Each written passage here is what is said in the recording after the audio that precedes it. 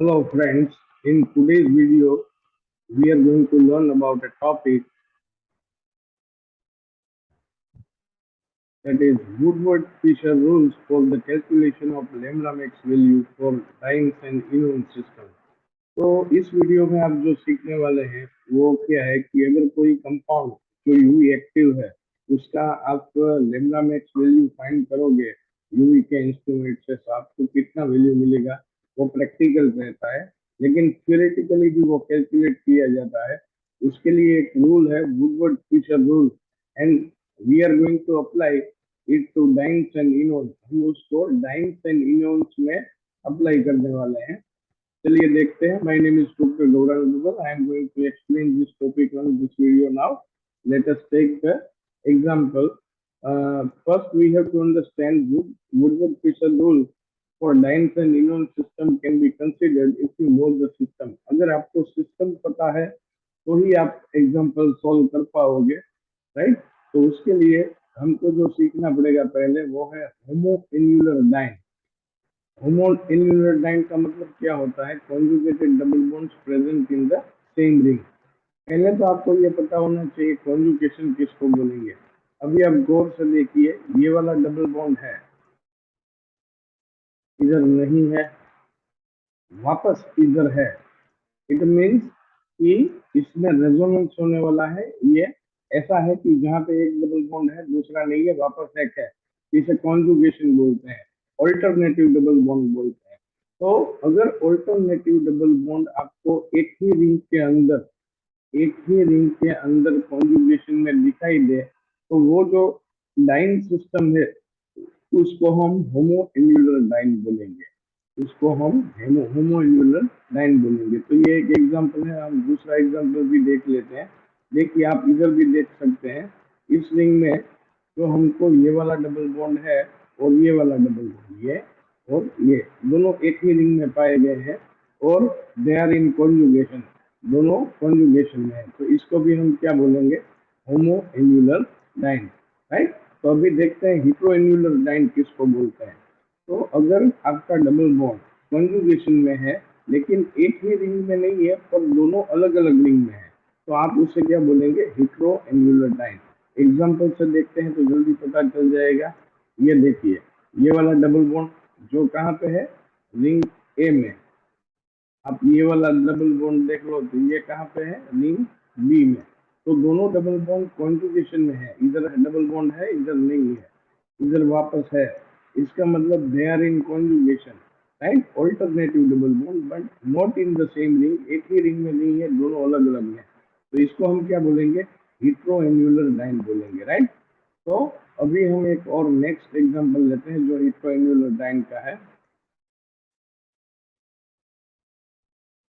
देखिए, ये भी दो रिंग है लेकिन दोनों अलग अलग रिंग में एक एक डबल बॉन्ड है जो कॉन्जुगेशन में है।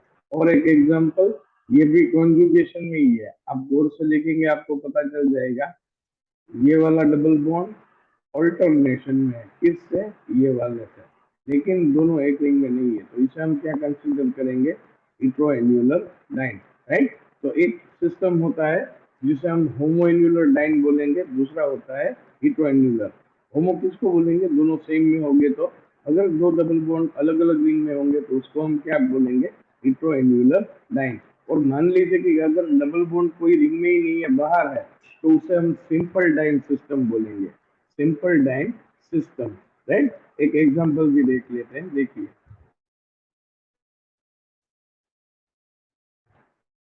एक डबल बॉन्ड इधर है, एक डबल बॉन्ड इधर है, और मान लीजिए एक रिंग यहाँ पे है। तो ये जो डबल बॉन्ड की सिस्टम है वो कोई रिंग में लोकेटेड नहीं है, बाहर है, रिंग से बाहर डबल बॉन्ड है। तो इसको हम क्या बोल सकते हैं? इसको हम ऐसा बोलेंगे कि ये system only simple butadiene system है, ये कोई रिंग का पार्ट नहीं है, राइट। तो उसे हम सिंपल ब्यूटाडाइन बोलेंगे। तो ये एग्जांपल को करने के लिए पहला काम क्या होगा? हमको रिंग सिस्टम आइडेंटिफाई करना होगा।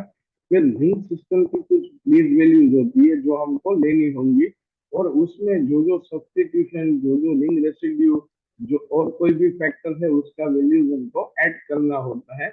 लास्ट में हम सारा टोटल लगाएंगे तो हमको एक थ्योरेटिकल वैल्यू मिलेगा जो हम प्रैक्टिकल वैल्यू के साथ कंपेयर कर सकते हैं कि हमको जो वैल्यू थियोरेटिकली मिला वो प्रैक्टिकल से मैच होता है कि नहीं होता है, राइट।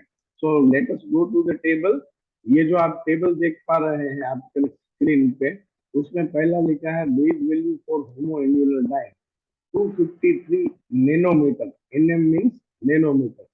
एंड अगर बेस वैल्यू अगर आपका हीट्रो एन्युलर डाइन है तो उसके लिए वैल्यू आएगा 214 नैनोमीटर, राइट।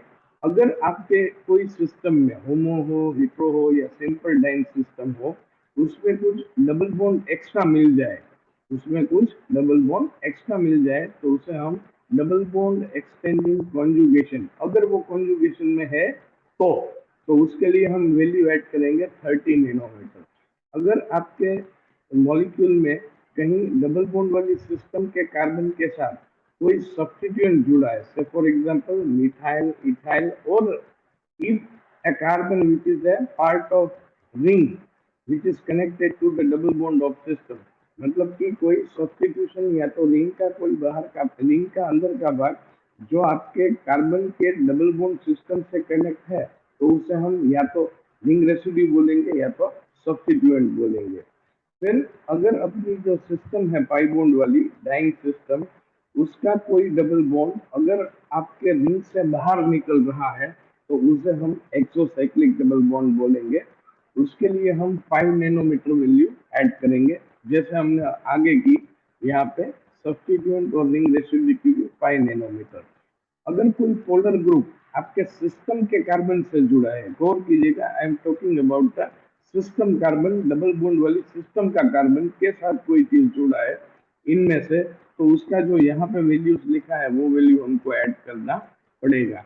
और ये वैल्यूज सर मैंने कहाँ से लिए हैं, तो आप कोई भी यूवी और स्पेक्ट्रोस्कोपी वाली कोई भी रेफरेंस बुक ले लो, उसमें ये सारी वैल्यूज आपको आराम से मिल जाएगी, राइट। तो ये लिटरेचर रेफरेंस बुक से लिए गए वैल्यूज है, राइट। आप भी कोई भी रेफरेंस बुक यूज करके ये पा सकते हो। अभी हमको ये समझना पड़ेगा एक्सोसाइक्लिक एंड एंडोसाइक्लिक डबल बॉन्ड क्या होता है, राइट। तो आपके पास जो ये पहला स्ट्रक्चर दिखाई दे रहा है यहाँ पे, ये वाला स्ट्रक्चर, उसमें अगर कोई डबल बॉन्ड रिंग के अंदर है, आप गौर से देखिए जो मैंने हाईलाइट किया वो बॉन्ड रिंग के अंदर है, मतलब it is in the ring side, ये रिंग के अंदर के भाग में है, तो उसे हम एंडो डबल बॉन्ड बोलेंगे। अगर आप सपोज इसको रिंग ए कंसीडर कर लो, तो ये जो डबल बॉन्ड है वो दूसरा वाला देखिए आप, ये वाला डबल बॉन्ड, तो ये रिंग से बाहर जा रहा है, रिंग से बाहर जा रहा है, और ये वाला डबल बॉन्ड एक्सो डबल बॉन्ड के नाम से पहचाना जाता है। बहुत क्लियर हो गया होगा आपको। और गौर से देखिए, ये दूसरा जो स्ट्रक्चर यहाँ पे है, ये वाला स्ट्रक्चर, उसमें मैंने आर्बिटरीली काल्पनिक रूप से नाम दे दिया ring A and ring B, right. तो अगर आप रिंग ए को ध्यान में लो तो आपको पता चलेगा कि एक डबल बॉन्ड जो रिंग से बाहर आ रहा है, रिंग से बाहर आ रहा है, तो उसे हम एक्सोसाइक्लिक बॉन्ड बोलेंगे। किसके संदर्भ में? रिंग ए के संदर्भ में, राइट। अभी आप गौर से देखिए रिंग बी, तो रिंग बी ऐसा है जहां पे दूसरे बाहर जो बॉन्ड्स है वो सिंगल बॉन्ड है, तो उसके साथ बाहर निकलता कोई डबल बॉन्ड रिंग बी के कंसर्न में हमको दिखाई नहीं दे रहा है, तो इसका मतलब रिंग बी के पास कोई भी एक्सोसाइक्लिक डबल बॉन्ड नहीं है। एक ही एक इसके कंसर्न में, ए के नहीं, रिंग ए के कंसर्न में, राइट। अभी गौर से देखिए, ये जो दूसरा तीसरा स्ट्रक्चर है उसमें ए रिंग बी रिंग दिए गए हैं। अब ए रिंग की अगर बात करते हो, ये वाला रिंग की, तो आपको रिंग से बाहर निकलता एक डबल बॉन्ड इधर दिखाई देता है। इसका मतलब रिंग ए के कंसर्न में हमारे पास एक एक्सोसाइक्लिक बॉन्ड है, वो ये वाला। किसके कंसर्न में? रिंग ए के। अभी आप रिंग बी को देख लो, तो यहाँ पे देखिए रिंग बी से बाहर एक डबल बॉन्ड आ रहा है, तो ये जो हमारा स्ट्रक्चर है उसमें ring A and ring B दोनों में से बाहर डबल बॉन्ड निकल रहे हैं, तो उसे हम बोलेंगे rings containing two exocyclic double bond, तो क्योंकि दोनों रिंग से बाहर बॉन्ड आते हैं। तो अगर आपको एक्सोसाइक्लिक डबल बॉन्ड कहीं मिल जाए आपके स्ट्रक्चर में और वो सिस्टम से कनेक्टेड हो, तो आपको उसकी वैल्यू आपके कैलकुलेशन में ऐड करनी पड़ेगी, राइट। तो नेक्स्ट रिंग रेसिड्यू किसको बोलेंगे? तो ring residue is a CC bond, मतलब कि carbon carbon bond, not a part of conjugated system, जो सिस्टम का पार्ट नहीं होना चाहिए। एक कार्बन जो सिस्टम का पार्ट है उसका एक्स्ट्रा बॉन्ड कहीं सिस्टम से बाहर होना चाहिए दूसरे कार्बन के साथ, right, but attach to any carbon of the conjugated choline system, तो उसे हम क्या बोलेंगे? रिंग रेसिड्यू बोलेंगे। I hope it is very clear to you.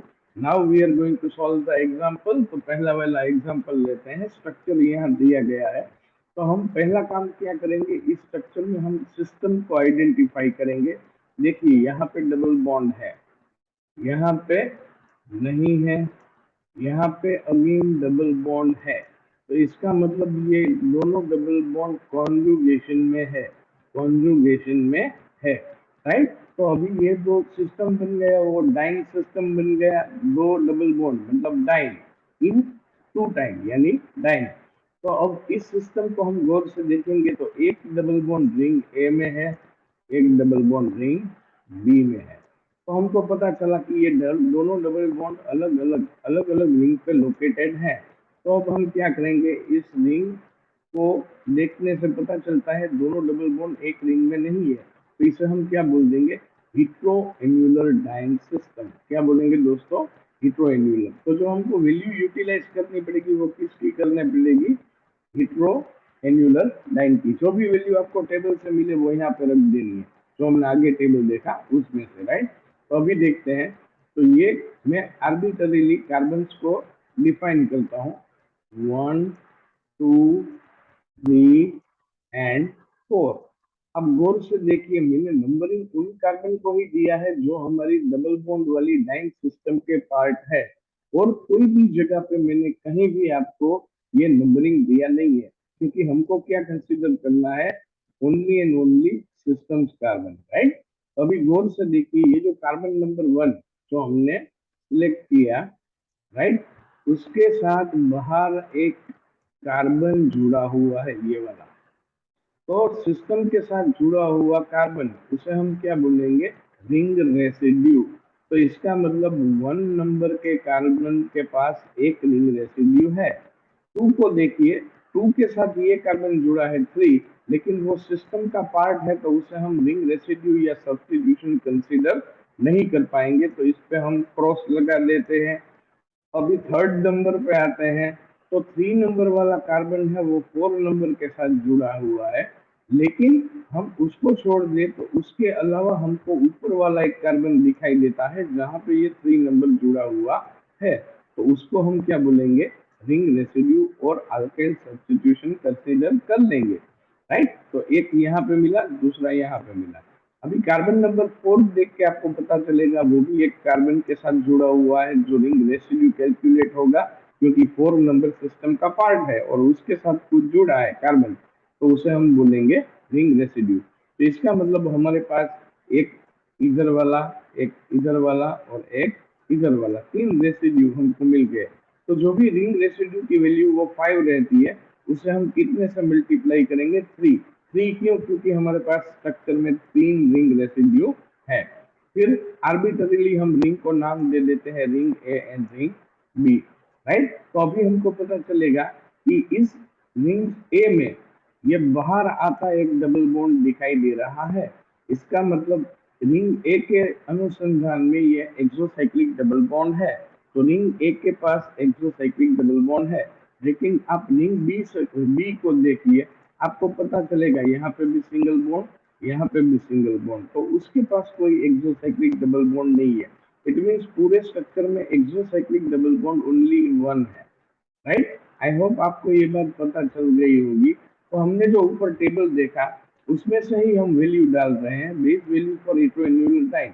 वो हमने देखा था, कितना था? वो था 214, वो टेबल में से ही लिया हुआ है।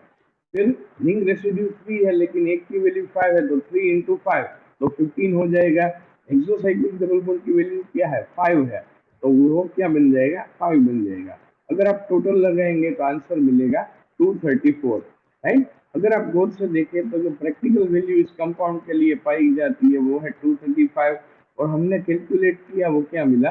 234। इट मीन्स हमने जो पाया वो सही है, हमने जो पाया वो सही है। अब हम नेक्स्ट एग्जांपल सोल्व करते हैं। तो ये एग्जांपल को देख के आपको पता चलेगा कि ये एग्जांपल में आपको इधर एक डबल बॉन्ड यहाँ पे मिला है, दूसरा डबल बॉन्ड यहाँ पे और तीसरा यहाँ पे। तो वो तीनों के तीनों डबल बॉन्ड आप देखिए, एक है एक नहीं है, एक है एक नहीं है, ऑल्टरनेशन में है। तो ये तीनों के तीनों कैसे बन गए? Not exocyclic but the conjugated diene system बन गया। एक्चुअली इसे तीन होने से ट्राइन बोलना पड़ेगा, लेकिन बेस वैल्यू डाइन की ही होती है, तो हम उसको ही कैलकुलेट करेंगे। गौर से देखिएगा, इधर ये double bond number 1, double bond number 2 and double bond number 3, तीन डबल बॉन्ड्स हैं।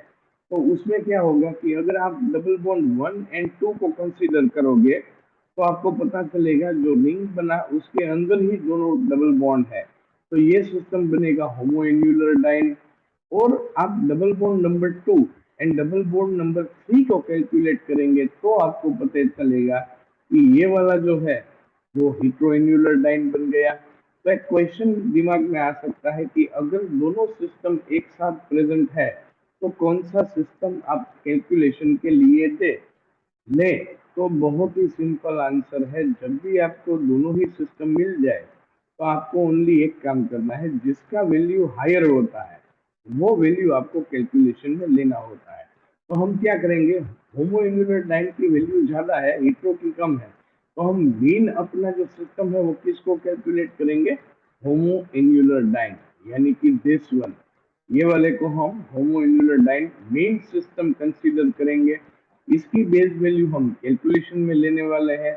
और आप देखिए एक एक्स्ट्रा डबल बॉन्ड जो कॉन्जुगेशन में है, कॉन्जुगेशन में है, तो ये वाला डबल बॉन्ड आपको मिल गया। तो इसका मतलब एक्सटेंडेड डबल बॉन्ड है वो कितने हैं? एक ही है, ओनली वन, राइट।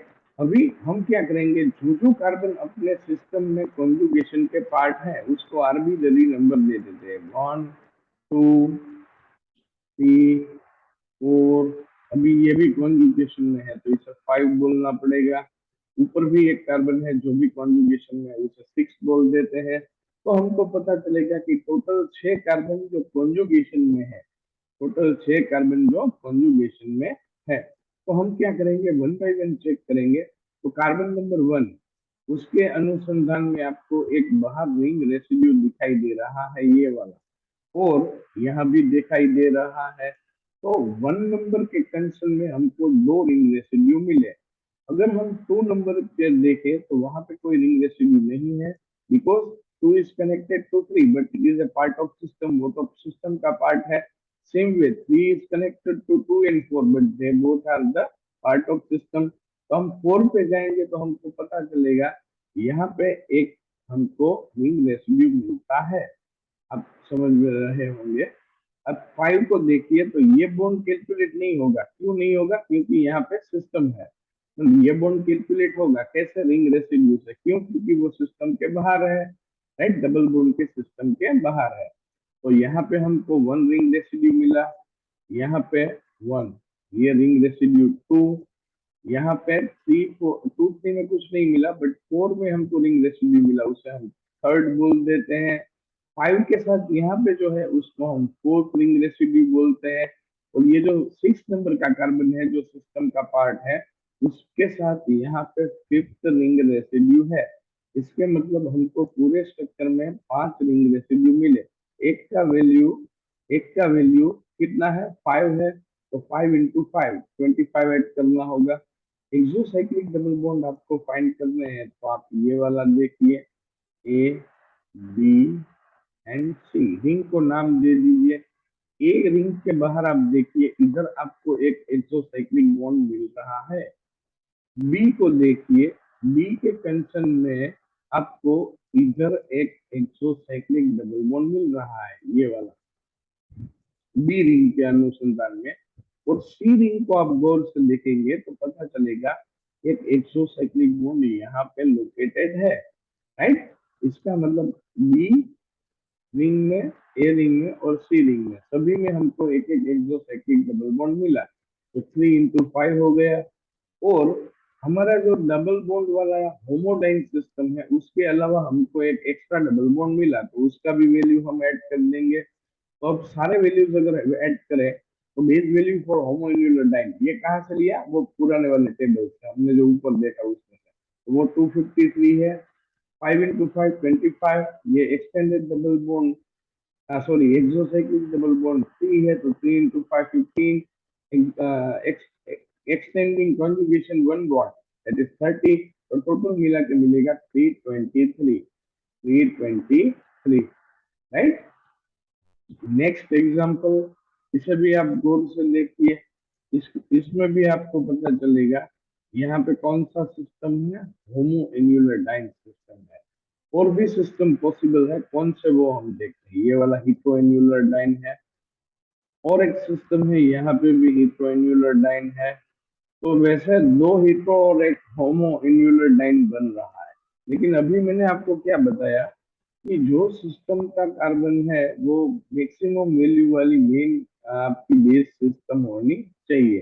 तो बेस सिस्टम ज्यादा किसकी वैल्यू होती है, होमोन्यूक्लियोटाइड की। तो हम ये सिस्टम को अपना बेस सिस्टम कंसीडर करेंगे, इसको हम अपना बेस सिस्टम कंसीडर करेंगे, जिसकी वैल्यू अभी ही हमने ऊपर देखी, इधर देखिए, आप ऊपर देखिए स्लाइड में 253 नैनोमीटर, तो वो हमको यहाँ पे डालनी होगी।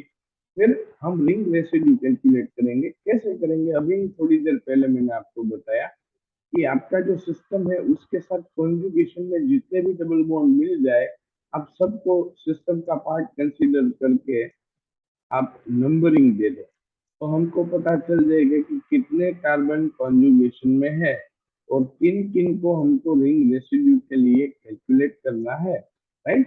तो वन में यहाँ पे देखिए एक रिंग का एक पार्ट कार्बन जुड़ा हुआ है, तो that is one ring residue. Two में कुछ नहीं है, थ्री में है, क्या है, ये वाला रिंग रेसिड्यू। होप आपको पता चल रहा है, राइट। फोर में भी कुछ नहीं है, कहीं जुड़ा नहीं है, सिस्टम का ही पार्ट है, राइट। फाइव में भी बाहर कुछ नहीं जुड़ा है। लेकिन सिक्स को गौर से देखिए, यहाँ पे रिंग रेसिड्यू है। सेवन को देखेंगे तो आपको यहाँ पे रिंग रेसिड्यू मिलेगा, और 8 को देखेंगे तो आपको यहाँ पे रिंग रेसिड्यू मिलेगा। आप टोटल कैलकुलेट करेंगे तो रिंग रेसिड्यू 5 मिलेंगे, एक का वैल्यू 5, यानी कि इधर 25 करना पड़ेगा, राइट। अभी हम क्या करेंगे, एक्सोसाइक्लिक डबल बॉन्ड को कैलकुलेट करेंगे, तो सारे रिंग को नाम दे देते हैं, A B C and D. तो ये तो हमने नाम दे दिया। तो अब हम एक एक करके रिंग को चेक करेंगे। रिंग ए में देखिए, आपको यहाँ पे एक्सोसाइक्लिक डबल बॉन्ड मिल रहा है, जो रिंग से बाहर आ रहा है, रिंग ए से, राइट। सेम वे बी को देखिए, तो बी को देख के आपको पता चलेगा कि यहाँ पे बी से डबल बॉन्ड बाहर आ रहा है। आप सी रिंग को देखिए, तो उसके कंसर्न में आप देखिए यहाँ पे डबल बॉन्ड बाहर आ रहा है, तो इसका मतलब एक्सोसाइक्लिक डबल बॉन्ड कितने हैं, तीन है, एक का वैल्यू 5, तो उसको हम 15 कर देंगे। और ये जो हमारा बेस सिस्टम जिसको मैं ब्लू से हाईलाइट कर रहा हूँ, ये हमारा होमोन्यूक्लियोटाइड है, उसके कॉन्जुगेशन में एक डबल बॉन्ड यहाँ पे है और एक कॉन्जुगेटेड डबल बॉन्ड एक्स्ट्रा यहाँ पे है। तो इसका मतलब दो एक्सटेंडेड डबल बॉन्ड है, तो एक की वैल्यू 30, तो दो की कितनी हो जाएगी, 60। तो वो सारी वैल्यूज आप इधर रख देंगे तो आपको पता चलेगा कि टोटल मिला के कितना हो जाता है, 353। So that is your correct answer, आपका ये करेक्ट आंसर आ गया। अभी हम नेक्स्ट स्ट्रक्चर को देखते हैं। तो नेक्स्ट स्ट्रक्चर को देखते ही पता चलता है कि यहाँ पे एक डबल बॉन्ड है, वो इसके साथ कॉन्जुगेशन में है, लेकिन दोनों बॉन्ड एक रिंग में नहीं है, दोनों बॉन्ड एक रिंग में नहीं है। तो इसका मतलब क्या हो गया कि ये सिस्टम हेटेरोन्यूक्लियोटाइड वाला है। कौन सा है, हेटेरोन्यूक्लियोटाइड वाला, तो उसका वैल्यू आपको डाल देना है। अभी हम क्या देखेंगे, रिंग रेसिड्यू। तो कार्बन नंबर 1 2 3 एंड 4, हमको नंबरिंग किसको दिया, जो कार्बन हमारे सिस्टम के पार्ट है, और किसी को हमने नंबरिंग दिया नहीं है। अब हम रिंग रेसिड्यू देखेंगे, तो 1 नंबर के साथ यहाँ पे रिंग रेसिड्यू है, 2 नंबर के साथ यहाँ पे है, 3 नंबर के साथ यहाँ पे रिंग रेसिड्यू है, और 4 नंबर के साथ यहाँ पे रिंग रेसिड्यू है। तो 4 रिंग रेसिड्यू बन रहे हैं, तो उसको हम 4 into 5 करके 20 कर देंगे। तो जो हमारा वैल्यूज रहेगा वो अगर हम डालते हैं तो टोटल बनेगा 234। तो ये आपका करेक्ट आंसर आ गया, राइट। अभी नेक्स्ट एग्जांपल देख लेते हैं। तो इसमें क्या है कि जो सारे डबल बॉन्ड है वो कॉन्जुगेशन में है। आप देखिए, गौर से देखिए, 1 2 3 4 5 एंड 6 सारे कॉन्जुगेशन में है। लेकिन जो सिस्टम है, आप ए रिंग बोल दो, बी रिंग बोल दो, तो दोनों डबल बॉन्ड एक ही रिंग में नहीं है, मतलब अलग अलग में है, तो उसको हम क्या बोल देंगे, हेटेरोएन्युलर डाइन। उसको हम क्या बोलेंगे, हेटेरोएन्युलर डाइन। तो हमने सिस्टम लिखा है हेटेरोएन्युलर डाइन।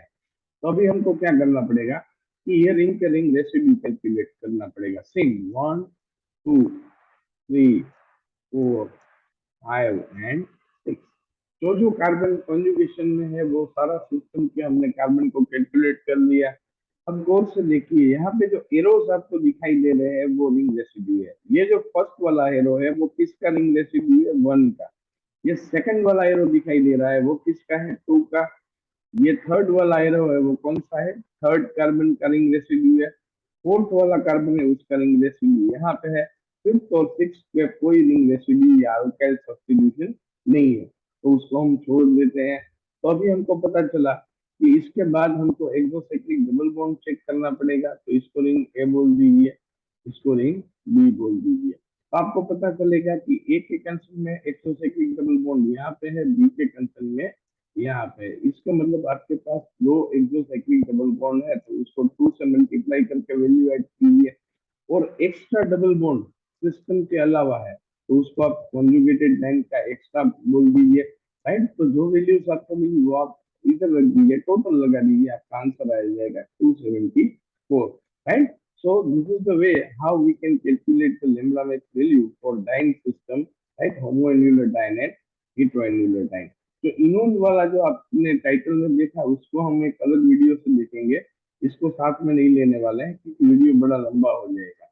तो इसके साथ हम आज का ये जो सेशन है उसमें एक लास्ट एग्जांपल करके इसको खत्म करेंगे। तो आप देखिए, ये वाला एग्जांपल देख के ही आपको पता चलेगा कि यहाँ पे डबल बॉन्ड है, यहाँ पे नहीं है, वापस यहाँ पे है। तो डाइन सिस्टम तो है पर ये कोई साइकिल में नहीं है, तो होमो एन्यूलर या हेटेरो एन्यूलर नहीं बनेगा। ये सिंपल डाइन सिस्टम बनेगा जिसका बेस वैल्यू टेबल में नहीं दिया था, हमने जो फर्स्ट टेबल देखा उसमें। तो उसका वैल्यू आप नीचे देख लीजिए, ये लिखा हुआ है ओनली ब्यूटाडाइन है, तो उसके लिए 217। ये हिट्रो और होमो से अलग वैल्यू है, राइट। तो आपको बेस वैल्यू ब्यूटाडाइन का लेना पड़ेगा। इसके साथ कनेक्शन देखने पड़ेंगे।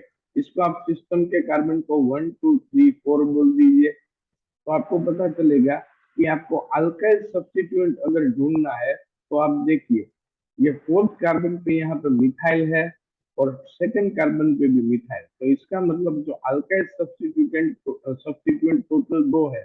देखिए इधर 2 लिखा है। रिंग रेसिड्यू फाइंड करना है, तो ये वाला रिंग है, ये सिस्टम है, सिस्टम का कार्बन नंबर 1। एक रिंग रेसिड्यू, एक इधर एक इधर, 2 रिंग रेसिड्यू के साथ कनेक्ट है। और ये जो रिंग ए कैलकुलेट कर लो, तो उसके साथ रिंग का एक डबल बॉन्ड है, मतलब सिस्टम का एक डबल बॉन्ड है, तो उसे एक्सोसाइक्लिक डबल बॉन्ड कैलकुलेट कीजिए। तो आप सारी वैल्यूज अगर डालेंगे तो आपको पता चलेगा कि ये वैल्यूज इतनी इतनी है। राइट, अब टोटल लगाओगे आपको आंसर मिल जाएगा 242। So this is the way आप ये इस तरह से lambda max value for the diene system calculate कर सकते हैं। इनोन सिस्टम हम एक सेपरेट वीडियो में, नेक्स्ट वीडियो में लर्न करने वाले हैं। Thank you very much for listening me. If you did not subscribe my channel, please subscribe, right, and keep watching this video.